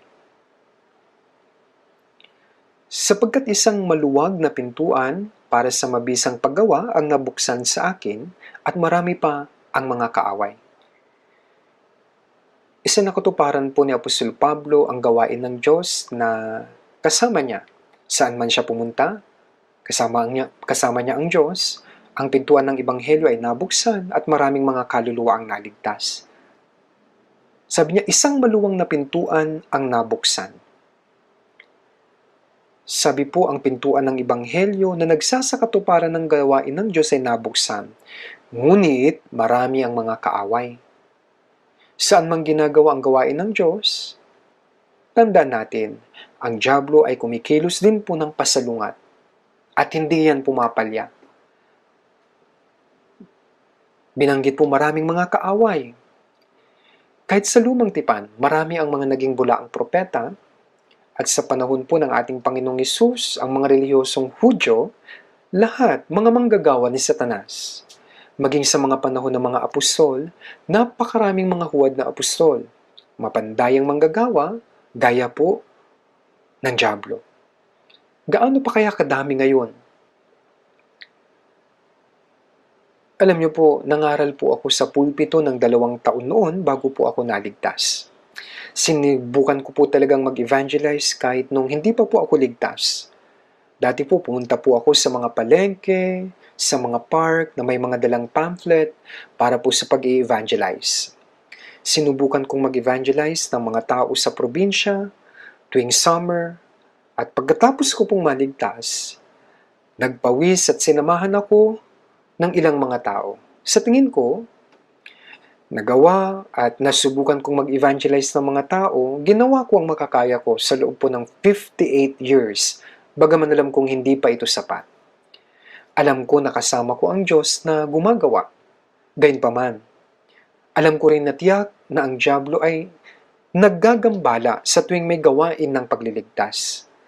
Nagsimula po ako mag-evangelize ng halos mahigit 8 taon noon simula noong 1969. Pabalik-balik po ako sa Mokpo, sa Guangzhou, sa Soncheon, sa Yoso, at kinalaunan ay sa Zhengzhou at Daejeon. Sa mga panahong iyon, napakakaunti lamang ng mga church sa may lugar ng Honam. Gayunpaman, kapag patuloy na ipinapangaral ng mga tao ang Ebanghelyo, ang gawa ng kaligtasan ay patuloy na nangyayari. Subalit, sa aking karanasan kasabay nito, habang nagaganap ang gawain ng kaligtasan, ang malalaking church ay nagkakaisa upang magkasundo laban po sa akin. Sinabi po nila na lahat po sila, sinabi nila yung mga kasinungalingan at mga pakana. Sinasabi nila, ang kanyang kaisipan ay kakaiba. Siya ang sumusubok na sirain ng church. Nilalabanan po nila ako. Ako ay nagpapasalamat dahil marami sa mga taong kasali sa mga kaguluhan na iyon ay naligtas at pinigilan ng Diyos ang kaguluhan. Isa po talaga itong himala, isang himala. Dahil kung hindi ko alam kung saan ako dadalhin. Subalit sinamahan ako ng Diyos sa laban na iyon. Kaya kapag nagbukas po ng pintuan ng kaligtasan at nahayagang gawa ng kaligtasan, marami ang sumasalungat dito. Tiyak na ginagambala ng kaaway ng dyablo kung saan kumikilos ang Diyos. Marami po dyan talagang salungat. Gaya po ng alam nyo at kilala nyo po si Martin Luther. Sa simula po, siya po ay isang seminary professor na nagtatrabaho ng mabuti bilang pari noon ng mga Katoliko. Siya po ay matalinong tao. Ngunit, nang makita niya lahat ng ginagawa ng Katolisismo, nagduda po siya. Sa panahon na iyon, ang Papa noon ay mas mataas pa ang kapangyarihan kaysa sa Emperor ng Roma. Nakakatakot po noon ang kapangyarihan ng mga Katoliko. Ngunit habang binabasa ni Martin Luther yung pong Romans chapter 1 verse 16, naunawaan niya na ang Ebanghelyo na ang kaligtasan ay sa pamamagitan ng pananampalataya. At sa sandaling naunawaan niya ang biyaya ng Diyos at naligtas, naunawaan niya rin po sa pamamagitan ng pagbabasa ng Biblia na lahat ng mga tinuturo at ginagawa ng mga nasa Katolisismo ay mali. Kaya gumawa po siya ng 95 na articles at inilagay niya po ito sa may pintuan ng katedral. Idinikit niya po ito sa mga dingding. Kapag may mga sinasabing mali, idinidikit po niya yung article niya na sumasalungat doon. At kailangan rin po niyang idikit katabi nito, kaya nagtitipon-tipon ng mga tao at pinag-uusapan ito noon. Ngunit wala pong sino mang makapagpasinungaling sa article ni Luther. Maraming tao na pinahirapan ng mga Katoliko noon. Yung mga nagsabi na mali sila, talagang pinapatay ng Papa. Yung mga taong yun, dahil may ganap siyang kapangyarihan at kasama ang mga pari na kumikilos at ipinagbibili nila ang karapatan ng pagbabayad sala upang maipatayo nila noon ang St. Peter's Cathedral. Alam po ni Luther kung ano ang mali at nagsimula po siyang labanan nito. Kaya ang opisina ng Papa ay nagpadala ng sulat ng pagtitiwalag upang huminto na si Martin Luther sa pagiging pari. Sinunog ni Luther po ang sulat ng pagtitiwalag kasama ang mga papeles ng Katoliko pagkatapos magtipon ng mga tao sa isang lugar. Kaya yun po, sinunog niya. Sa ibang salita, kagaya ito ng pagdedeklara ng digmaan laban sa Katoliko, yung ginawa ni Martin Luther. Para po itong pagbasag sa bato sa pamamagitan ng mga itlog, na ibig sabihin po ay parang imposible. Ngunit, lumaban po si Luther, na nagtitiwala lamang sa kapangyarihan ng Diyos. Kahit bago pa man niya ito gawin, kung ang sino man ay laban sa puwersa noon ng Katoliko, sinusunog ng mga Katoliko ang mga taong laban sa kanila. Sinasabi na sila ay may mga maling pananampalataya. Maraming tao po ang namatay. Si Luther din po ay maaaring mamatay anumang oras noon. Gayunpaman, hindi po siya natakot sa kamatayan at lumaban ng may katapangan. Marahil ay alam niyo po ang iba pang mga detalye. Si Martin Luther ay isa pong dakilang tao. Iningatan ng Diyos si Luther laban po sa kamatayan, kaya siya po ay dumaan sa isang pagsisiyasat. Sinabi nila na ang sino mang sumubok na patayin si Luther, hindi ito magiging krimen ng pagpatay. Ibig sabihin na ang sino man ay pwedeng patayin si Martin Luther. Nang bumalik siya sa paglilitis, si Luther ay biglang nawala. Naisip ng mga kaibigan ni Luther na marahil patay na siya. Ngunit hindi po siya namatay. Dahil ang mga bantay ng isang tinatawag nila noon na Lord ay nagtago sa mga lansangan. Sila po ay mga kabelyero na gumagamit ng mga espada. Mayroong isang maliit na kulungan sa isang palasyo kung saan naninirahan ng isang Panginoon o yung Lord. At si Luther ay dinala sa kulungang iyon. Ginawa nila iyon upang maprotektahan si Luther. Dahil si Luther ay maaaring mamatay kung hindi nila ito itatago doon. At habang naroon po siya, isinalin ni Luther ang buong bagong tipan sa German language. Nabisita ko na po yun, isang maliit na kulungan kung saan nagsalin si Luther. Yung mesa niya hanggang ngayon nandun pa rin po. Kaya sinamahan ng Diyos si Luther upang magtagumpay. Alam niyo po yung hymn, di ba? Yung hymno, sabi niya, yung sinulat niya, isang makapangyarihang muog ang ating Diyos, isang kuta na kahit kailan ay hindi babagsak. Yan po yung lyrics ng hymno na isinulat ni Luther. Isang makapangyarihang muog ang ating Diyos. At kahit na ang mundong ito ay puno ng mga dyablo, na nagnanais buwagin tayo, hindi tayo matatakot sapagkat nais ng Diyos na ang kanyang katotohanan ay magtagumpay sa pamamagitan natin.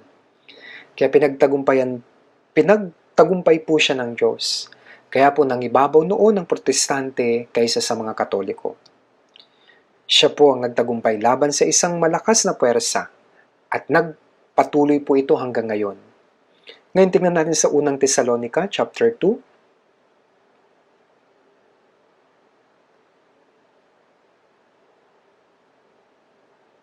First Thessalonians chapter 2 verse 2.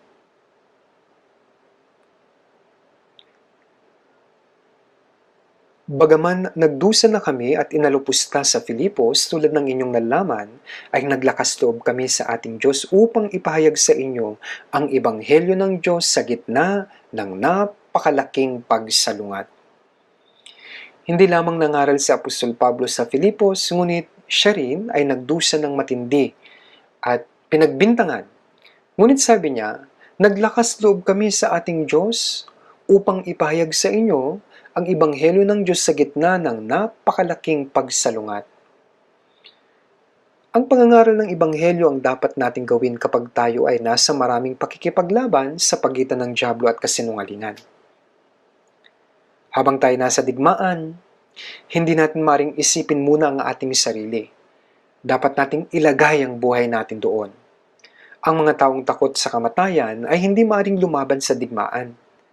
Kaya habang nasa marami tayong pakikipaglaban, ipinapangaral ang ebanghelyo. Ang ebanghelyo ay hindi maipapahayag sa pamamagitan ng kanyang sarili lamang. Alam niyo po, marami pong tao ang nagsakripisyo ng kanilang sarili hanggang sa maipangaral sa atin ang ebanghelyo.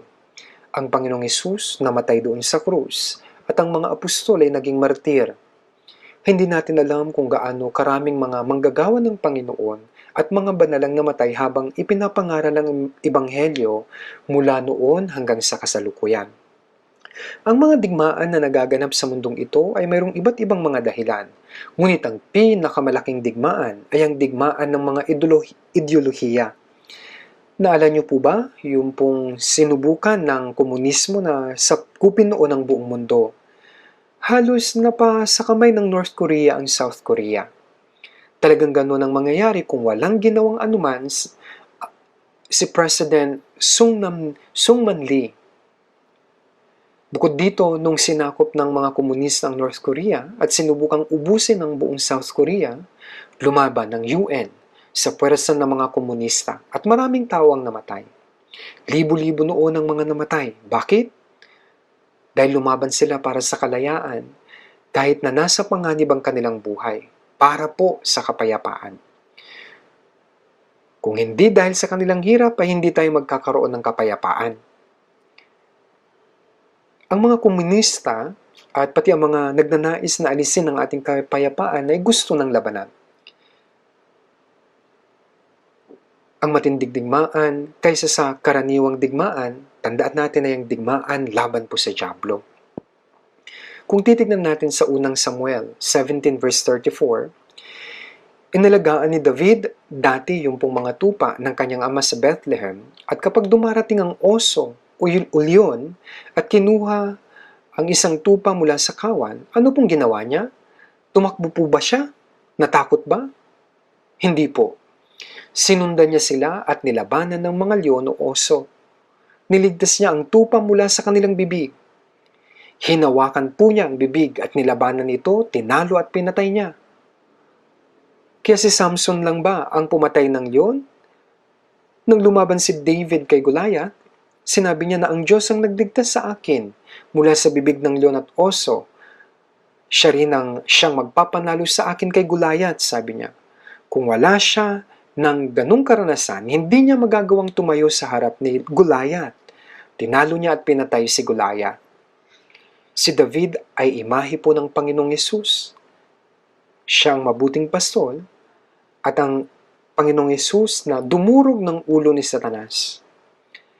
Ang pag-iingat kay David ay naging para sa Israel, siya'y naging hari ng Israel. Kahit hanggang ngayon, kinakagat ng dyablo ang kawan ng Diyos at tinihila sila papuntang impyerno. Ngayon, madali bang lumaban?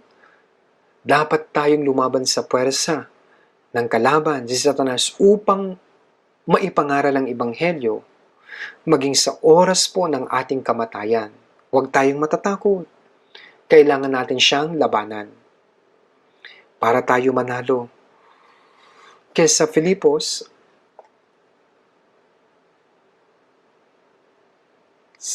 chapter 1 verse 30, yamang taglay ninyo, sabi po, ang gayon ding pakikipaglaban na inyong nakita sa akin, at ngayon nababalitaan ninyo tungkol sa akin. Sabi niya, gayon ding pakikipaglaban. Ano po yung pakikipaglaban?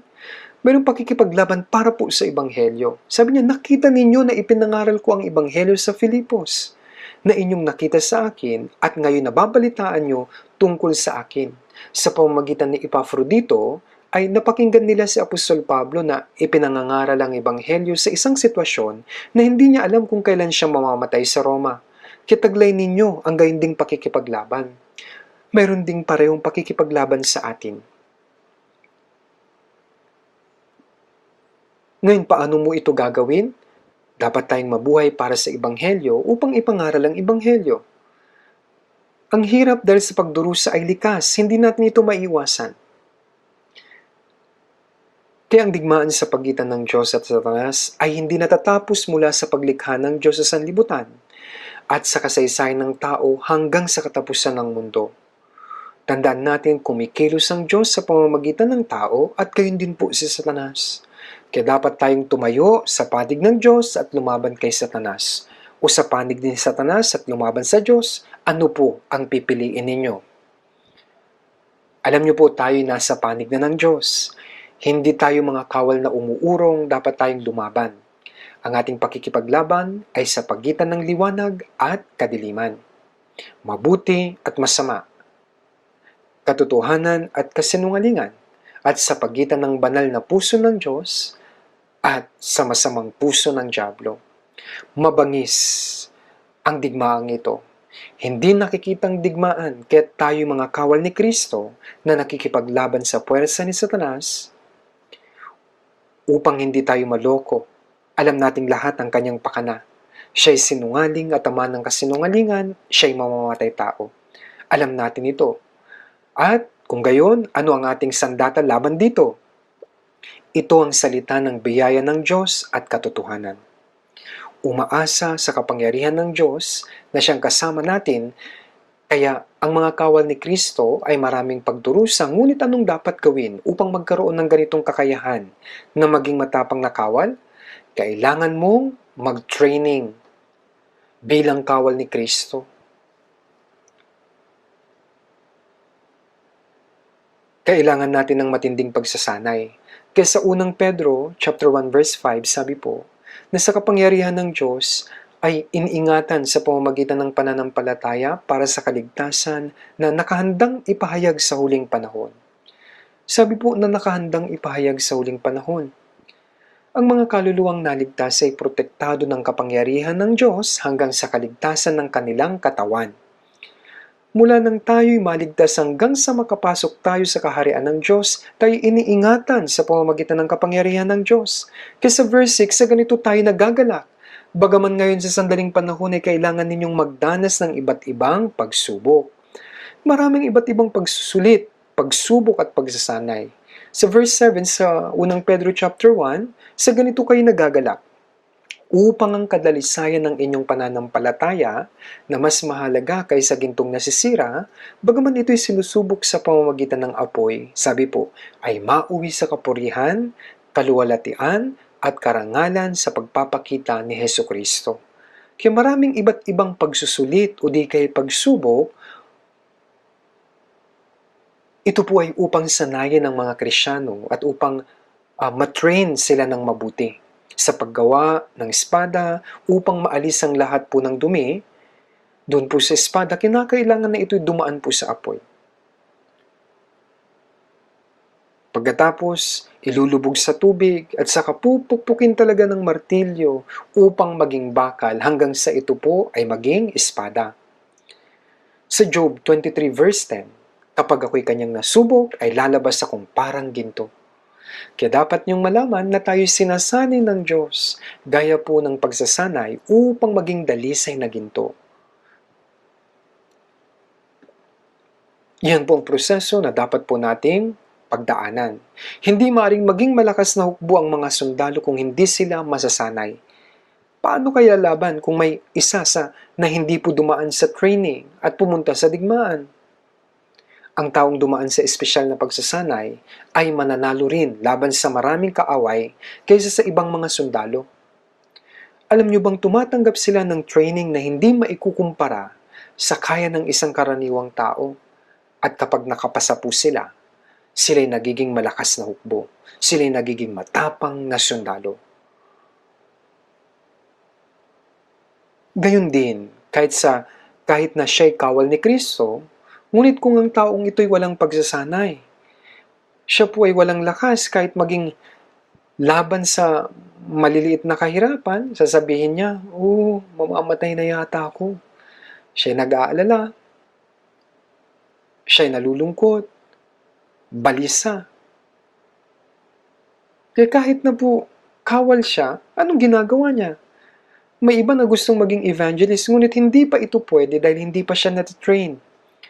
Alam ko na hindi niya kaya kahit nasubukan pa niya. Kailangan pa niyang dumaan sa ilang mga pagsasanay. Kailangan pa niya ito. Ngayon, ito ba'y para lang sa mga evangelist? Tayo ay ganito rin naman, kaya ginagawa tayong sakdal at malakas ng Diyos sa pamamagitan ng iba't ibang pagsasanay. Alam niyo po bang sinanay ng Diyos si Jose? Sinanay din niya si Moses upang maging dakilang propeta. Lahat ng mga propeta sa panahon ng Lumang Tipan, maging ang mga apostol sa panahon ng Bagong Tipan, ay naging malakas sakdal sa pamamagitan ng pagsasanay at pagdurusa. Kaya nga dito sa 2 Timothy 2 verse 4, sabi walang kawal na naglilingkod ang nakikisangkot sa mga bagay ng buhay na ito, yamang ang kanyang mithin ay bigyang kasiyahan ng nagtala sa kanya. Kinuha tayo ng Panginoong Hesus upang maging kawal. Siya po ang ating Commander-in-Chief at Captain. At anong mararamdaman ng ating Commander-in-Chief? Hindi ba niya sasabing, anong gagawin ko sa digmaan kung kasama ko ang taong ito?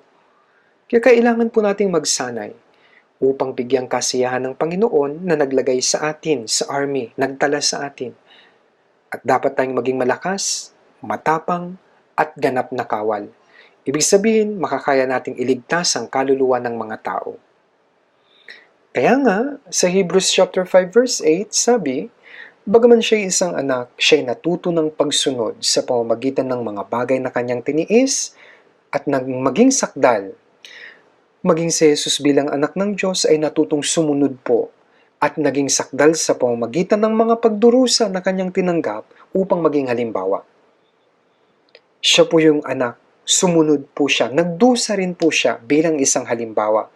Kaya sa unang Pedro, chapter 5 verse 10, sabi po, at pagkatapos na kayo'y magdusa ng sandaling panahon, ang Diyos ng buong biyaya na sa inyo'y tumawag tungo sa kanyang walang hanggang kaluwalhatian kay Kristo, ay siya ring magpapanumbalik, magpapatibay, at magpapalakas sa inyo. Sabi po, magpapanumbalik, magpapatibay, at magpapalakas sa inyo. Tinawag niya tayo upang pumasok sa kaluwalhatian ng Diyos na pagdurusahan natin ng sandaling panahon at gagawin niya tayong sakdal. Magpapanumbalik, magpapatibay, at magpapalakas sa atin. Kaya kumikilos siya sa pamamagitan ng pagdurusa. Sa gitna ng sandaling pagdurusa, tignan natin ang parating na kaluwalhatian. Ito'y dakilang karangalan upang mabuhay at pagkatapos ay mamatay para sa Panginoon. Takot ba po ba kayong mamatay? Yung mga takot mamatay ay hindi maaaring maging mabuting kawal ni Kristo Jesus. Paano ito mangyayari? Ibig ko pong sabihin, mamamatay tayo ng isang beses at hindi dalawang beses. Kaya mamatay o mabuhay, tayo po ay dapat lumaban. Sa Efeso chapter 3 verse 16, na kayo'y palakasin ng kapangyarihan sa pamamagitan ng kanyang Espiritu sa pagkataong loob. Ang banal na Espiritu ang nagpapalakas ng ating pagkataong loob sa pamamagitan ng kapangyarihan ng Diyos. Ang mga sinanay na kawal ay maaaring maging matalino at matapang sa kanilang espiritu at lakas sa pamamagitan ng pagsasanay, Maaari po nilang maipangaral ang ebanghelyo na may tapang. Lumaban, manalo tayo mula sa kawal ni Satanas. Kaya huwag po nating kalimutan na kawal po tayo ni Kristo. Kung walang sakripisyo at pagdurusa, magagawa ba nating ipangaral ang ebanghelyo ng biyaya ng Diyos na siyang ginawa sa pamamagitan ng pagdurusa ni Jesus sa pagpapako sa krus? Kaya ipinasya na po ng Diyos na habang ang mga Kristyano ay nagpapahayag ng ebanghelyo, sa pamamagitan ng kanilang mga sakripisyo at paghihirap, ang mga ligaw na kaluluwa ay makakatanggap po ng kaligtasan. Kaya marami pong paghihirap, pagdurusa ang mga kawal ni Kristo. Kasi sinabi po ni Apostol Pablo, ngunit hindi ko itinuturing ang aking buhay na mahalaga sa aking sarili, upang maganap ko lamang ang aking katungkulan at ang ministeryong tinanggap ko sa Panginoong Hesus na magpatotoo sa magandang balita ng biyaya ng Diyos. Kaya po niya sinabi, hindi ko itinuturing ang aking buhay na mahalaga sa aking sarili. Ang mahalaga sa kanya magpatotoo ng magandang balita ng biyaya ng Diyos. Kapag binasa po natin sa 2 Corinthians 11 verse 23, malalaman po natin na siya talaga ay tumanggap ng maraming kahirapan. Mula verse 24 hanggang 27 sa 2 Corinthians chapter 11, sabi niya, maraming pagpapagal, maraming pagkabilanggo, binugbog, malimit na mabingit sa kamatayan. Sabi niya, sa mga Hudyo ay 5 ulit akong tumanggap ng 40 hagupit, kulang ng isa. 3 ulit na ako'y hinampas ng mga pamalo, pinagbabato. 3 ulit na akong nawasakan ng barko. Sabi po niya, nasa panganib sa lungsod, panganib sa ilang. Nagutom, nauhaw, giniginaw at hubad. Dinaglaon, pinugutan po siya at namatay. Kaya dapat po nating sundan ang kanyang halimbawa. Kung tayo po ay mamatay habang sumusunod, ito po ay dakilang tagumpay. Kayo po ba ay natatakot? Huwag po kayong matakot. Huwag po. Sinabi po sa Hebrews 12 verse 4, sa inyong pakikipaglaban sa kasalanan, hindi pa kayo humantong sa pagdanak ng inyong dugo. Ang pakikipaglaban po sa kasalanan ay pakikipaglaban sa kapangyarihan ng kasamaan. Paano? Habang humahantong sa pagdanak ng dugo, hanggang sa tayo ay mamatay, dapat po tayong lumaban. Kayo po ba ay natatakot na magdanak ng dugo? Kayo po ba ay natatakot mamatay? Sa 2 Timothy chapter 2 verse 11 to 12, tapat ang salita. Kung tayo namatay na kasama niya, mabubuhay rin tayong kasama niya. Kung tayo magtitiis, maghahari naman tayong kasama niya. Ang mga apostol po ng Diyos ay namatay habang nangangaral po sila. Sila po ay naging mga martir. Walang apostol na namatay sa higaan dahil sa karamdaman. Kung hindi sila, ay namatay ng mga may katapangan para sa ebanghelyo. Sila po ay naging martir. Tayo po ay umaasa na mamamatay para sa ebanghelyo. Ang mga nasa military po, espiritual, sa pakikipagdigma, sa Efesos 6 verse 12, sabi po, pakikipaglaban ay hindi laban sa dugo at laman.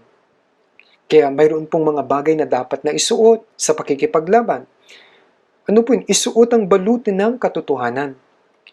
Isuot ang kalasag at kunin ang tabak ng Espiritu na siyang salita ng Diyos.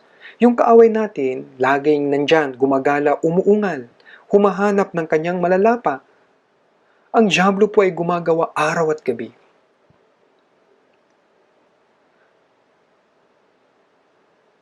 Siya ay naghahanap ng biktima na kanyang mahuhuli at kakalad ka rin sa impyerno. Kaya ano ang dapat nating gawin? Para maligtas ang isang kaluluwang mapupunta sa impyerno, hindi po ba dapat tayo ang mangaral ng walang patid? Kaya sinasabi po ng Biblia, labanan ninyo ang dyablo at siya ay lalayo sa inyo. Santiago 4:7. Kung lalabanan po natin ang dyablo, siya po ay tatakbo papalayo. Dahil ang Diyos ay kasama natin. Si Satanas ay ahas na durog ang ulo at ang kanyang mga alagad ay mga pag-alagala. Kaya no need na matakot tayo. Ang tagumpay, huling tagumpay, ay nasa atin po.